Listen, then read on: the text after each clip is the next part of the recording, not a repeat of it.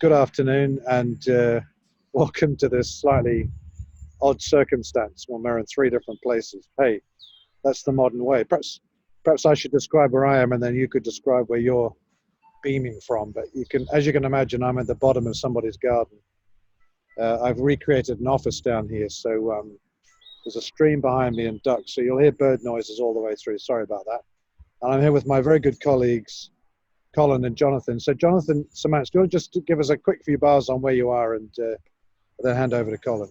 Yeah, indeed. I'm at home. This is our little music room. We moved in about 5 months ago, and this is the first room we actually got straightened up and painted. So yeah, it's full of music and instruments and all sorts of things.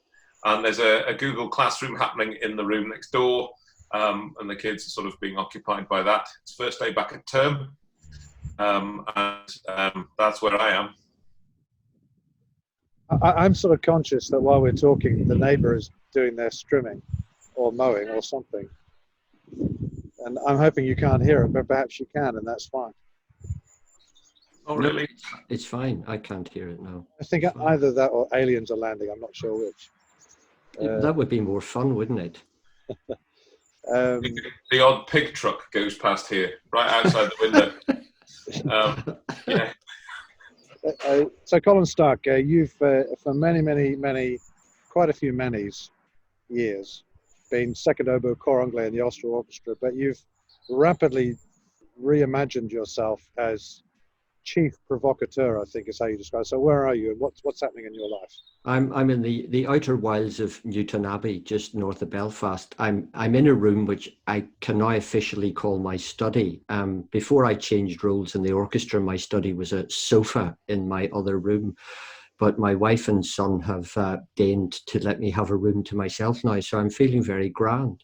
Yes, I had planned to retire from the woodwind section at the end of this season, going out in a blaze of mediocrity with Mahler's Second Symphony. But the extraordinary world we find ourselves in now, it precipitated my move. So I'm very grateful at my reasonably advanced years to walk into another job, and I'm now helping with education strategy for Ulster Orchestra.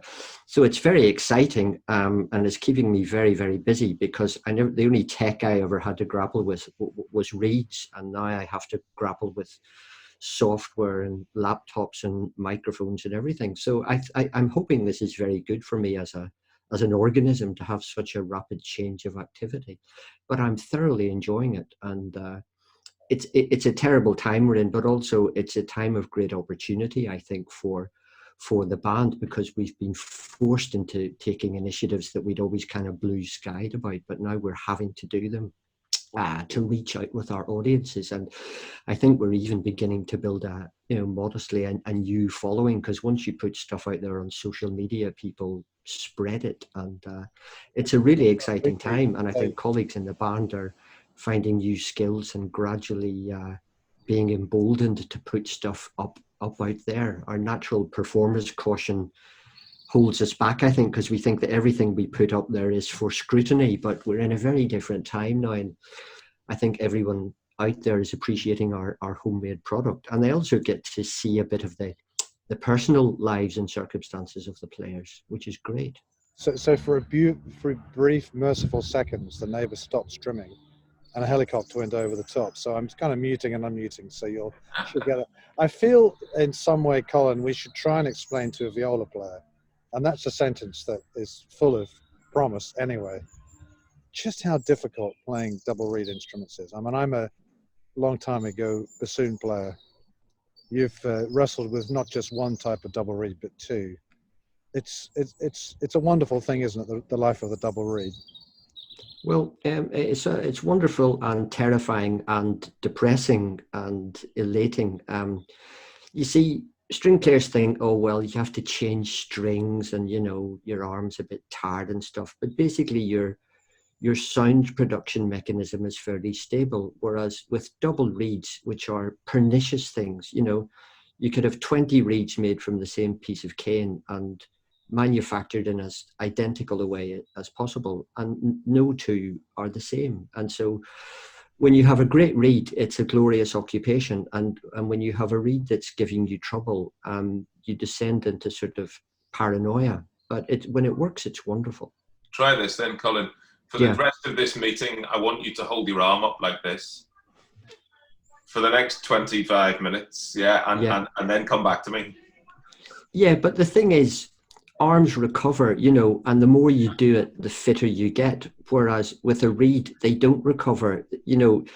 From the first time you blow it, you're on the road to perdition. So I can't accept that argument. I'm sorry.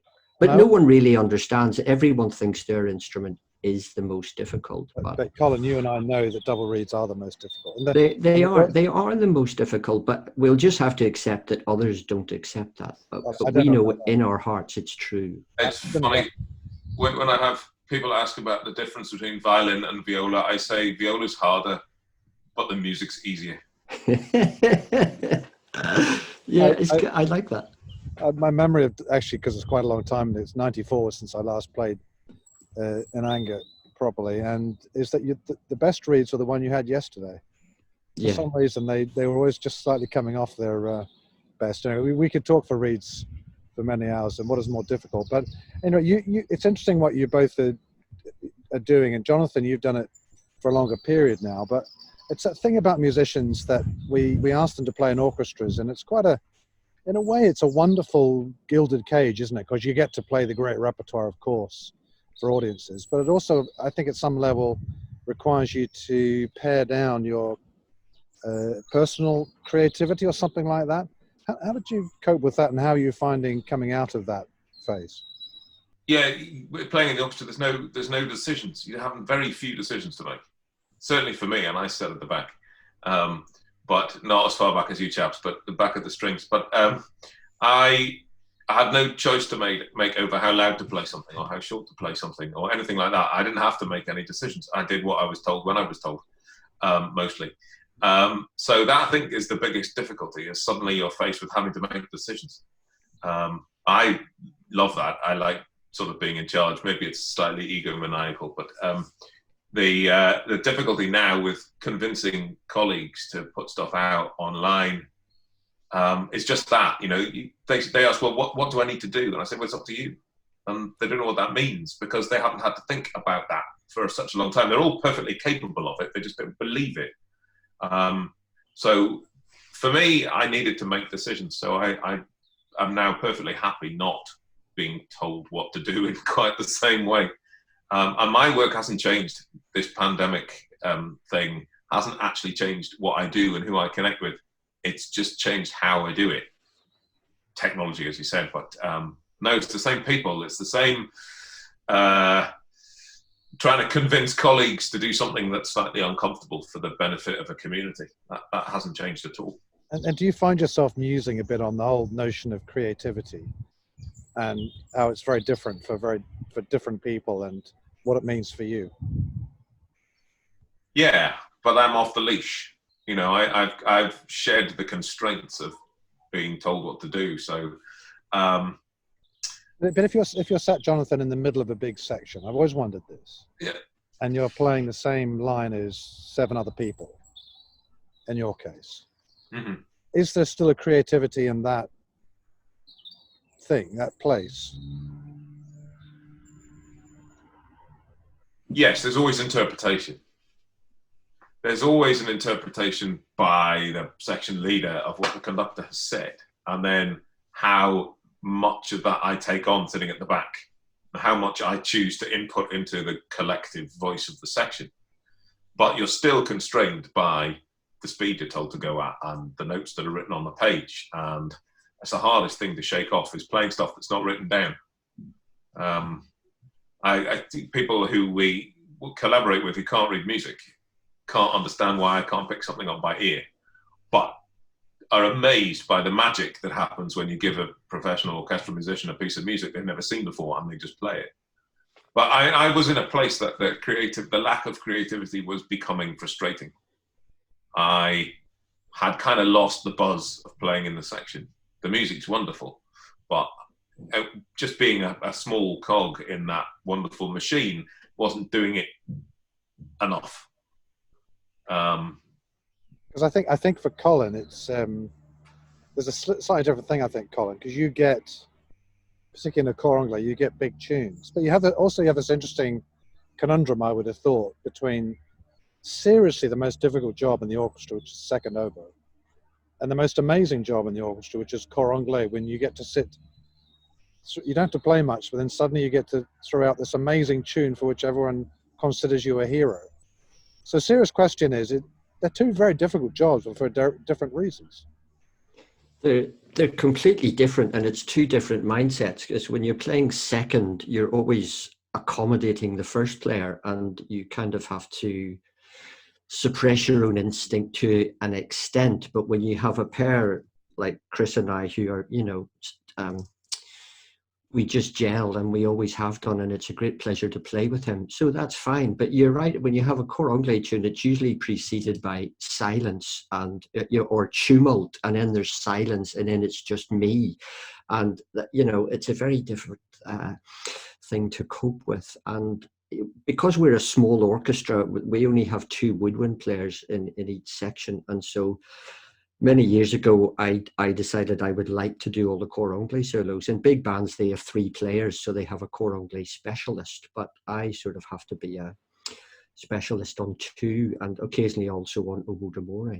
When I talk to people in other professions, they're always fascinated how we do what we do, and they say, well, it must be wonderful. But I try to explain to them that in an orchestra, although everyone is hugely highly trained and incredibly fast reactions and a sort of preternatural instinct for ensemble, it's also very frustrating, because our job is very high demand but very low control, and you're always subjugating yourself to a conductor. Some conductors are wonderfully collaborative and give you a great deal of space to do your thing, as long as we all do it in the same way.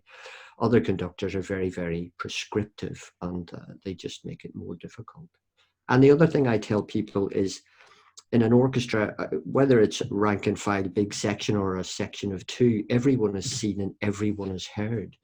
So if you're not pulling your weight, you're still conspicuous by your falling short. So it is a very pressured environment. And I sympathize with Jonathan's feeling of he began to get disenchanted because you can't be spontaneously creative and be in charge of yourself. And that wasn't always a problem for me, because again, with wind players and things, we always got together and did chamber music or did little solo things, and so we had an outlet there. But it's different when you have the herd instinct and you're in a section, and if you dropped a microphone in anyone in a section, they'd be playing really well. But if you said to someone at the back, that could you stand up and do a solo, it's just a different world. It's a different set of skills.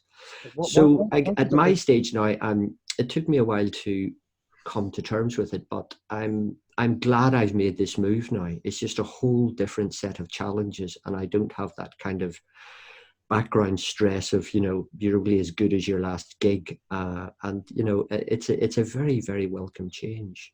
What I've always admired, Colin, about you right from day one is, and not just during the time I've been managing director, but you've always been a leader.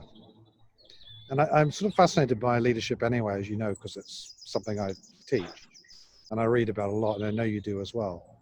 But have you kind of felt that all your time in the orchestra, that leadership, particularly through difficult times, you're on the board at the moment, is that something you've really felt close to all the way through? It is really, and I think partly it's due to, they're not mutually exclusive. I was going to go to conservatoire and just study the oboe, and then very late in the day I decided I didn't want to do that. I'd rather go to university and have a bit more of a liberal education. And so I think I was slightly disrespectful of the whole orchestra protocol thing when I joined, because I hadn't been rigorously trained in just sit there and do as you're told, And so I just kind of naturally fell into being involved in things, because I hate it when people complain about something but never want to take action about it. So I always got involved in what was happening to the orchestra, because I always did feel as sort of it sounds rather grand, but coming from here and the orchestra having survived through all sorts of extraordinary challenges, I've sort of felt a sense of stewardship of the orchestra. So I've always been in involved in things. And then several years ago, I went to a seminar by Benjamin Zander, the conductor, who does a lot of training and leadership work in the corporate world. And one of his points is he talks about leading from any seat. And I thought, yeah, that's me. I'm not a section leader, or I'm not an executive director, or I'm not a manager, but we can all have some influence. So I've always quietly tried to encourage people to do that, and it's very rewarding. And also, I think it gives you a much healthier attitude to the job.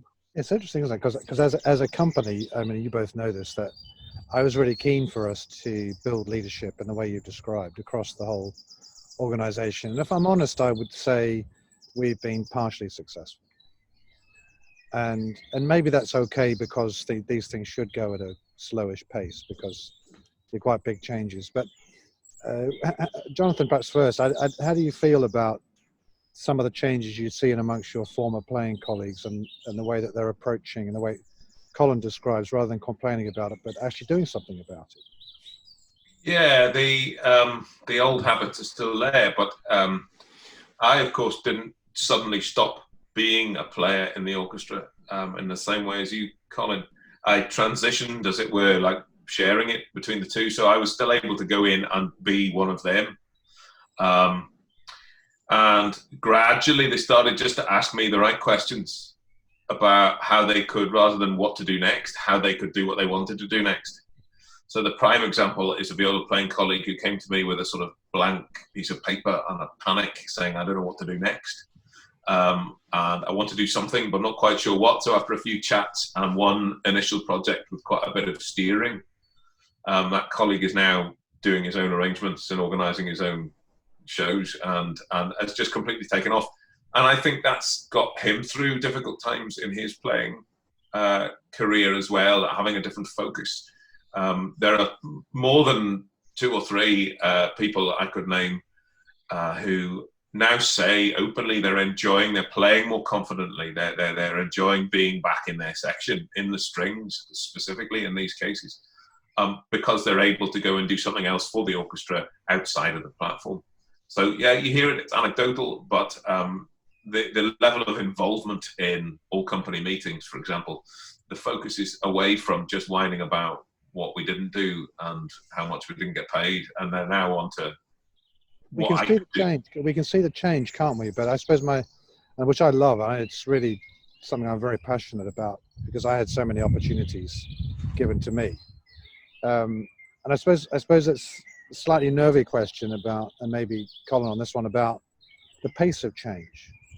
It would be nice to wake up one morning and everybody was, being able to express themselves freely and willingly. But life isn't like that, is it? In orchestra behaviors are so ingrained that perhaps the pace of change is fine.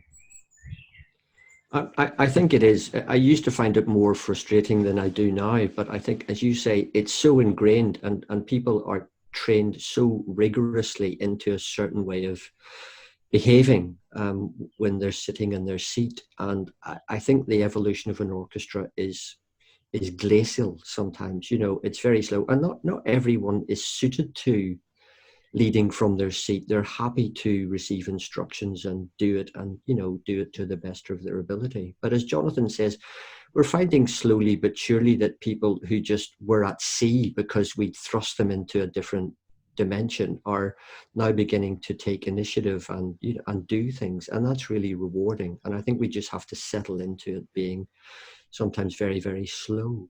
Again, when I talk to people in other professions, and I point out to them all the skills that an orchestral player needs. We've many, many transferable skills. But when I say that to orchestral players, they just look at me and say, no, mate, I just play the trumpet or whatever, and then you explain to them all the processes that they go through instinctively and by training to sit and do their job really well. But we just need to find little keys to open those doors that and so that they perceive. We should just note, shouldn't we, Colin, that you and I quite often read the same authors, and that for some reason they seem to be behavioral economists. But okay, so I just completed Jordan Peterson's book on 12 Rules for Life. Yeah, and one of them is the one that you outlined there, which is you should judge yourself by what you were, not by what somebody else is. Yeah. I think as musicians, we're not good at that. We don't look back 10, 20 years to the callow youths we were, where we struggled with certain things, and we forget the skills that have been layered on week in, week out, that we don't even have to think about them anymore. They're just natural. But for everybody else, it's a form of genius. Yeah. Absolutely. People think what we do is absolutely magical. And I suppose it is really. I agree with players, but certainly orchestral players, we're not good at giving ourselves credit for things. We're very aware of when things go wrong, but we're not good at giving ourselves and sometimes each other credit for when things go really well. Because I think it's part of one's natural defense that you have a little bit of a hard exterior, because sometimes that armor is necessary if some autocratic conductor's coming down on your head, just to survive. There are certain survival things, but they get too much prominence, I think, sometimes. I've always thought an orchestra is just a from an anthropological point of view, an orchestra is such a fascinating thing and full of all sorts of weird and wonderful people. And in that, I include myself in the weird, but it's just being able to step back and enjoy that richness. But because time pressures and speed of rehearsals and the pressure to do a concert in 2 days' time, we don't give ourselves that luxury of just kind of looking round at what our environment is. And something like this lockdown, I think, we've been thrust into this different world where we do have time, and we do have time to reflect on things. And as Jonathan was saying, at the start of it, many colleagues were just a bit at sea, as were some colleagues in the administration, because they didn't have their normal day-to-day function. Yeah. And so we're having to collaborate in new ways. And I love what I said to someone the other day, the silos are down, and I hope they stay down now. Well, I do too, Jonathan. The thing I can't get used to still, and I've been doing this kind of on the fence between two worlds, liminal thing for 4 years, but I can't get my head around the need for people who have an office routine to have meetings and how important that structure is. And I find it the opposite is hard, is that, there are too many meetings. I need to just be in my own head for a little while. So I'd learned that the structure is important. It is a different skill that I'm still struggling to actually develop. Yeah, there's a bit of me doesn't want you to completely develop that skill. I think the free-spiritedness is very beneficial to certainly to the opera staff. Yeah, I think it's really good. By the way, I think we've slightly dangerously painted a picture of everyday orchestral life as being a little bit negative. Certainly that wasn't my intention. I think it's just it's a particular form of music making that's very high level, very perfectionist oriented, and creates its own pressures. And I think what we were describing here is some of those pressures. I have a fascination on that line with the difference between quality of performance and quality of experience. So quality of performance is a thing that we as musicians understand very well. One wrong note of an evening can spoil the whole evening for a musician, which is crazy because they're playing thousands of notes. So why would one note make a difference? And the quality of experience, I think, is what the public takes away. And they don't necessarily hear the wrong note, but they feel something about commitment. And I don't know if you think about that now, Jonathan, differently than when you were a player. I'm not sure I do. I have to spend a lot of time convincing colleagues that when I say it's good enough, I don't mean it in a pejorative way. I mean that what the audience get out of it is exactly what you're saying. That's a phenomenal experience. And just because I played a G sharp instead of a G natural in bar 6 actually is not going to even register with most people. But then maybe it wouldn't have registered with me in the same way when I was playing in the orchestra either. That's maybe not a good thing. But I've never actually given that much of a stuff about mistakes. If it's going to be perfect, go and buy a CD. I heard that from a former orchestral manager of the Ulster Orchestra. So if you were a cricket player, yeah, and would you be opening batsman, plays a false stroke, forgets about it immediately next ball, middle of the order, whack the thing out the park, or end of the order, technique? You know what I mean. Where do you sit in that one? It's funny because the last time I did play cricket, I used to open the batting. but it was a 2020 thing. So basically everyone's just throwing the bat at it from the start. So no, I used to not care about the odd false shot because the next one would come off, sure. Be all right. So I'm a bit the opposite. I kind of sweat mistakes. Yeah. And I really have to train myself not to. I've got to really get into the sort of mindset of it's not important, move on. But even that thought process in itself is a negative. Yeah, it's hard. Now that we're doing these lockdown videos and all this kind of stuff, I get to hear my mistakes over and over and over again.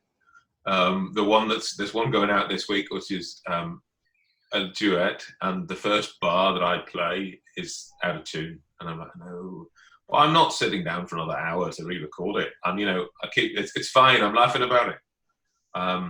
My famous one was the rather loud plucked G natural open string at the end of Siegfried Diddle, which went out live on Radio 3. And I just found it hilarious. I mean, it might well have ruined the atmosphere for 1,000 people, but I thought it was funny. But actually, rationally, it's the right thing, because, we're human. If we were machines, we wouldn't be able to play music, to be honest. It would come out in the wrong kind of way. By the way, we lost Colin briefly, so the wonders of technology mean he will pop up any moment and start talking to us again. We're all getting used to Zoom. And welcome back, Colin. We spoke about you in your absence. It wasn't deliberate, honest. I'm sorry, I've fallen my sword. I'm more used to looking at music than computer screen information, so I thought I had my power cord plugged in, but I hadn't.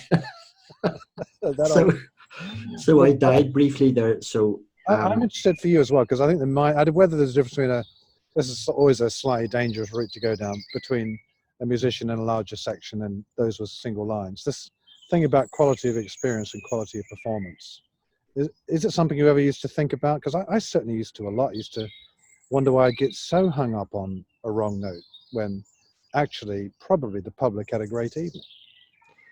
No, I know. And I think even with age and experience and a little mellowing of the fear, it's still something that I would always think about. You're so aware that you have a solo line, and if there's the slightest deviation, it's very, very obvious. And as you said earlier, the profession is one of pretty extreme intolerance of error. And other people, we give colleagues a break sometimes. We're only human and not robots, but we tend not to give ourselves a break, And I think playing in a big section, it's just different, because one of the hardest things to do is play in unison, in perfect unison.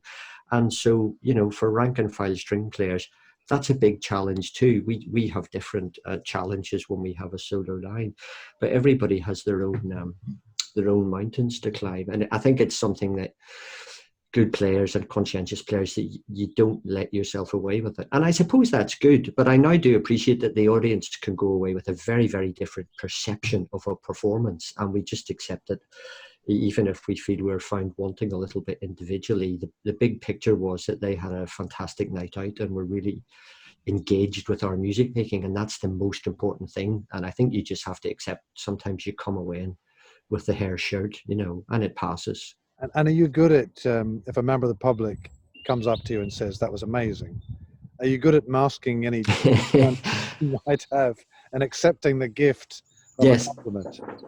I am now. I'm much better than I used to be, but I do now genuinely share their joy of the performance, and then I'll go and get into the car and scream or something. But exactly. And scales for a whole weekend. Yes, and get the readout and smash it against the flagstones or something. But I do now genuinely appreciate that people enjoyed our music making, and that's the most important thing. Yeah, if Donald Trump was a musician, he'd really struggle, wouldn't he? Because there's no one else to look but yourself.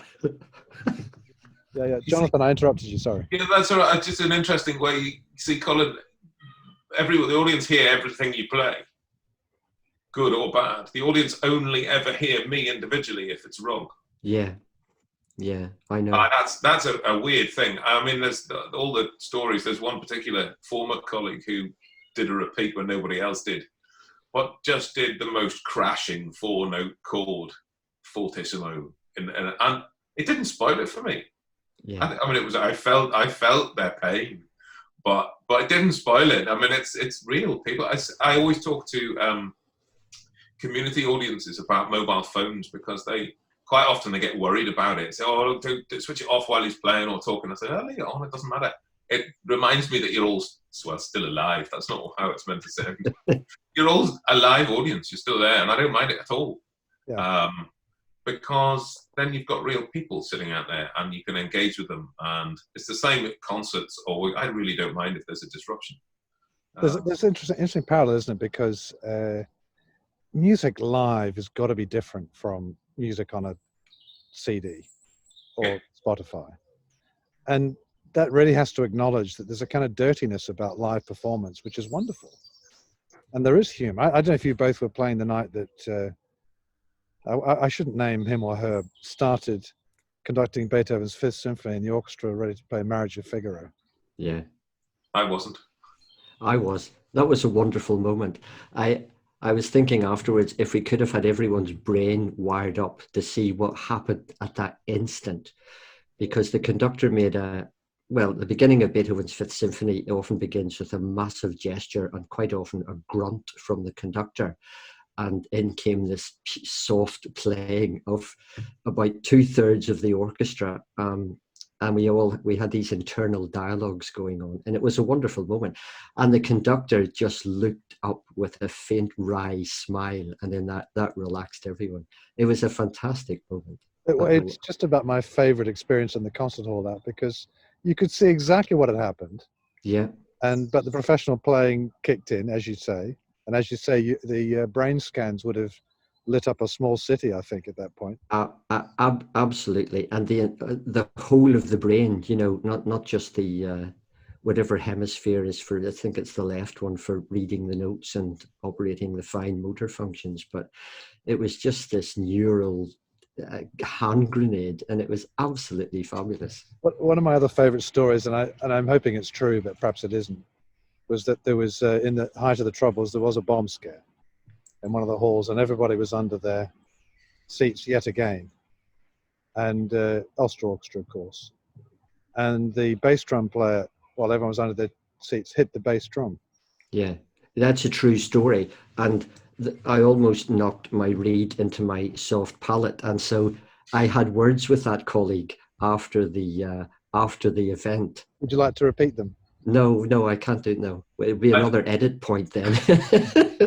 I think you weren't the only person to have words with said colleague. I wasn't there, but yeah, I don't think it was smiled on particularly in some circles. I'm not sure there's a statute of limitations on something quite that appalling, but I hope it's passed so I can enjoy it fully. Actually, that was same aforementioned colleague who, in a famous performance of the Dies Irae from Verdi Requiem, the movement where all the great bass drum thumps are, and one of the thumps just carried on through the skin of the drum. And the first person I noticed in the orchestra was my former professor of music at university, and he didn't utter a sound, but his shoulders were heaving considerably, and he enjoyed that moment.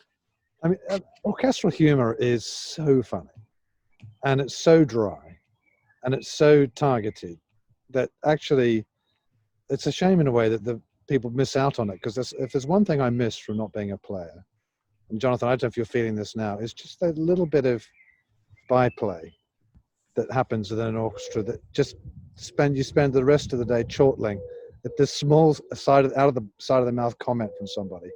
Yeah. Well, I think I keep trying it in meetings, and it doesn't work the same way. But there's enough of us around. With Patrick and Karen and Colin and Richard and myself, there's enough, but it kind of borders on the dangerous as well. There, it's such a closeted kind of environment that people say things that really they maybe shouldn't. And that's a difficult thing to drop. That's a difficult ingrained behavior for me to keep kind of catching myself about that. Sorry, I've got a cat pestering me. Just give me 1 second. Yeah, I can see. But without wanting to rationalize things too much here, there's a purpose, isn't there? There's a kind of release of tension that you need in orchestras. Oh yeah, absolutely. I think it's a very kind of primitive release valve. It's like any profession where people are under immense pressure to perform and not make error. Now, doctors are incomparable, and I don't claim to compare us with what they do or the level of responsibility, but it's the same kind of response. I think you've been under a lot of pressure and you contain it, and then when you have an opportunity just to release it, it just comes out in a little bit of savage black humor or something, or a comment that maybe isn't funny at all to the lay person, but just helps us deal with what we've been through. Yeah, oh, absolutely. But I agree with Jonathan there. He's been in his new post 4 years now, and I've been in mine. I'm in my 4th week, I think. And the biggest culture change to me is all the meetings, all the constant exchange of emails and being copied into things. And sometimes in the section we were able to sort things out with sometimes a friendly, sometimes a firm word, and that was it sorted, and it's a whole different set of protocols and sensibilities now. And I appreciate fully that people in these jobs need that sort of structure, and everyone needs to be kept informed. But a bit like Jonathan, sometimes I would just like to be in my cave and sort it out, and then it appears fully formed. So that's a big challenge for me at the moment. Yeah, and actually, I think my memory of leaving the orchestra, and we're going back now to '94, was walking into the office, and after a week or two, going back to my friends in the orchestra and saying, I used to be really concerned about the things that went wrong. Now I'm absolutely amazed at the amount of stuff that goes right, because it's such a complex mosaic that I never really understood before. Yeah. And maybe too soon, Colin, yeah, but Jonathan, I don't know if you picked up on that. We have all these people that work incredibly hard in administrations for that stuff that you never see. Yeah. And the flip side of that is people say, well, what are you going to do in such and such an event? And I say, I don't know, I'll see what happens. Yeah. And that's how I work best. Because then, if I've thought about it too hard, it comes out sounding like I thought about it. Yeah, it's an interesting thing that I've been trying to explore, is the upstairs, downstairs, them and us kind of divide in the orchestra, which must happen in every workplace. There's always that sort of divide, but it's particularly marked because, as you say, one side of the organisation is forward-facing, and the other side is invisible but completely necessary. So I would should try and marry those two things up more. Well, I think it's every orchestra will tell you that they wished the sense of common purpose and enjoyment of each other's company between their musician staff and their admin staff would be better. And every orchestra says it's just incredibly difficult. But they do different things, I think, don't they? Because playing is a very clear job description.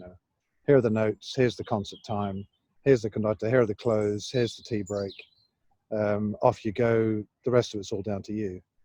Whereas I think admin is, a really bitty, complex, long-term thing, full of really talented people who can churn through 1,000 tasks before breakfast. Yeah. And it's just a different life, isn't it? But there's a creativity there in the administration side that is almost completely unseen by those employed to be most creative, the players. Even if it's a creativity of how do we fit these rehearsals into this week and how can we split things up to make it all work. So that's not recognised either. And I can't handle 10,000 tasks before breakfast, so that's fine.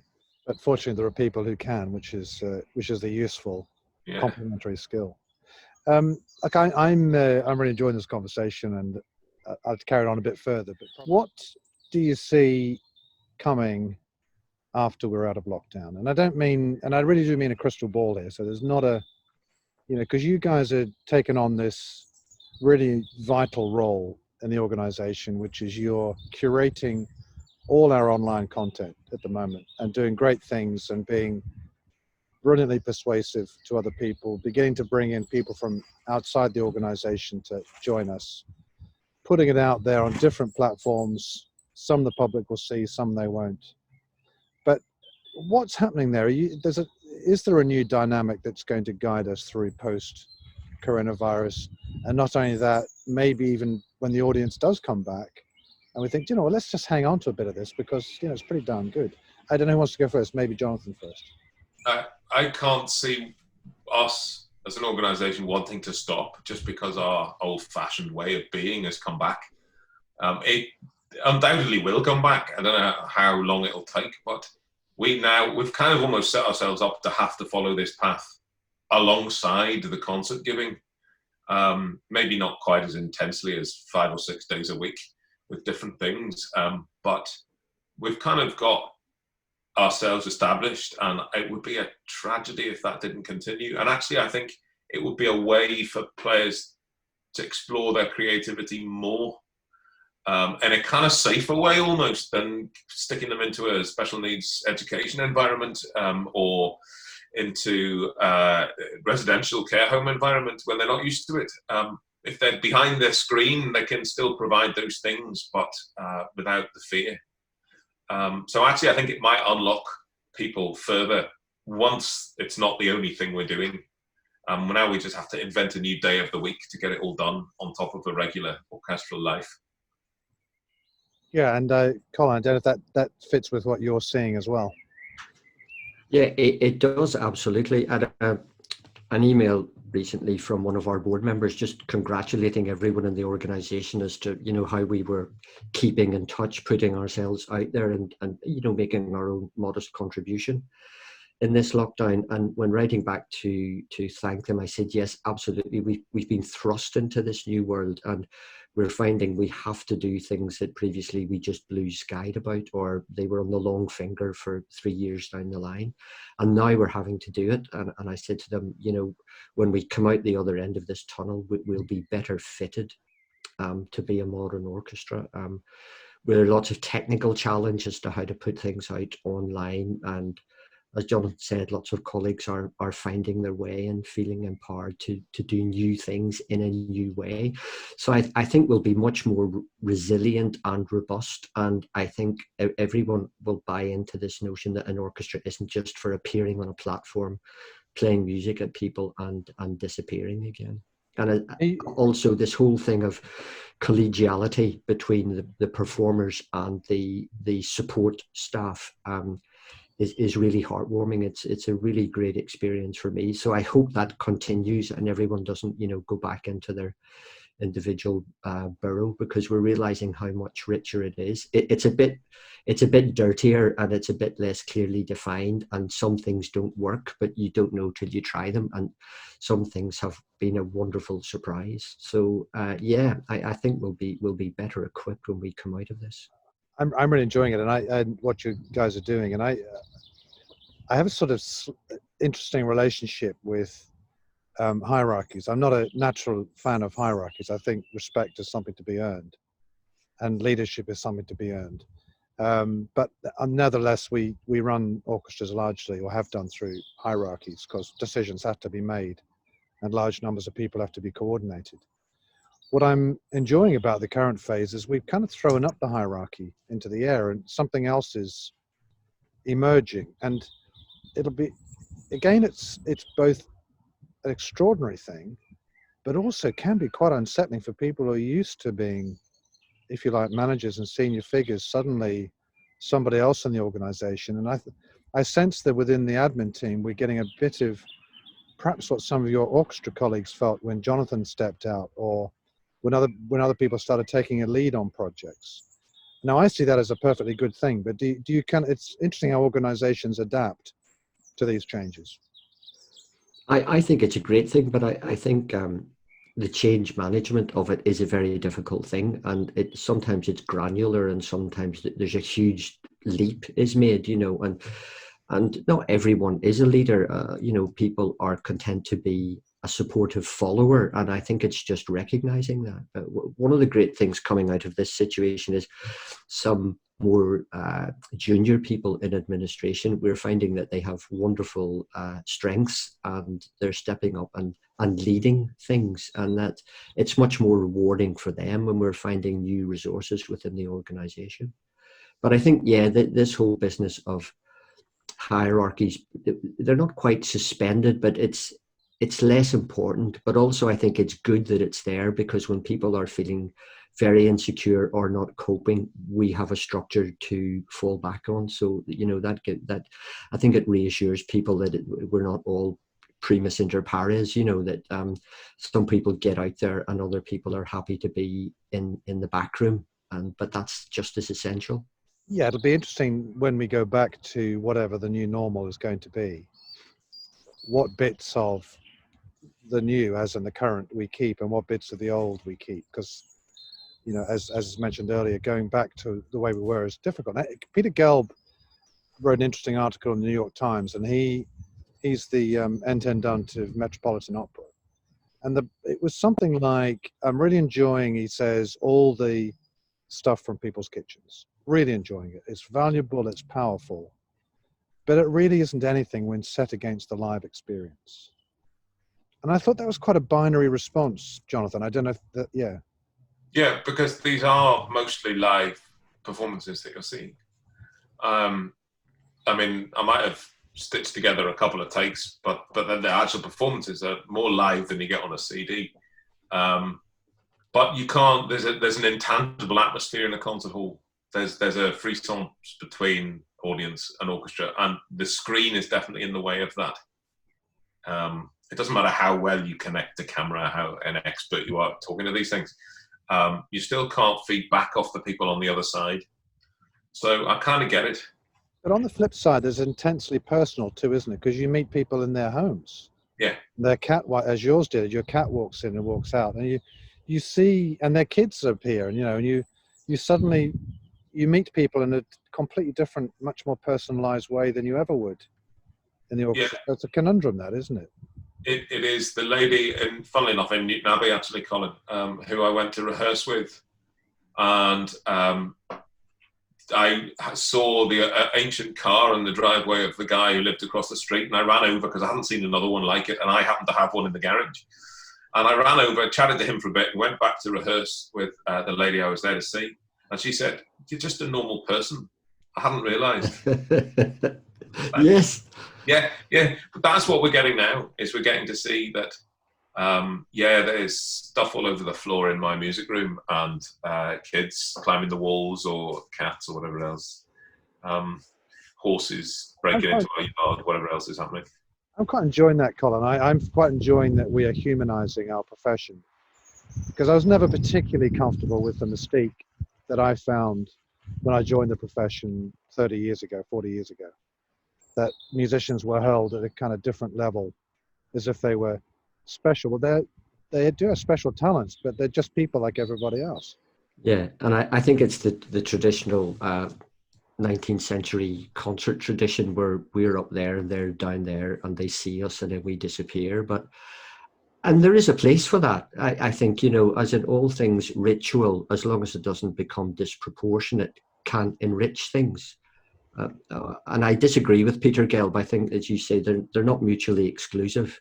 But I think the fact that people are used to seeing us in the formal context, suddenly we're having to present ourselves just, at the other side of the coin. And that's very emotionally engaging for our audience. I think one of the things I said to colleagues, when those who were hesitant to give me stuff to put up there, I said, look, it's not an online audition. People aren't paying money to hear you.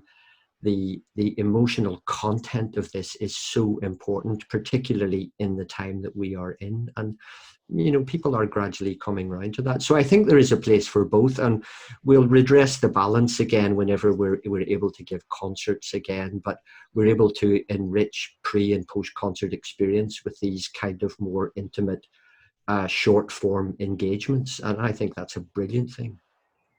Well, I think that's a great place to stop, and thank you both for, as I expected, an absolutely brilliant hour. And if I push the right buttons, hopefully this will all be recorded for posterity. Guys, thank you very, very much, and all the best for the ongoing work. Thank you. Thank you. Cheers, Richard. Thanks. It was great. Thank you.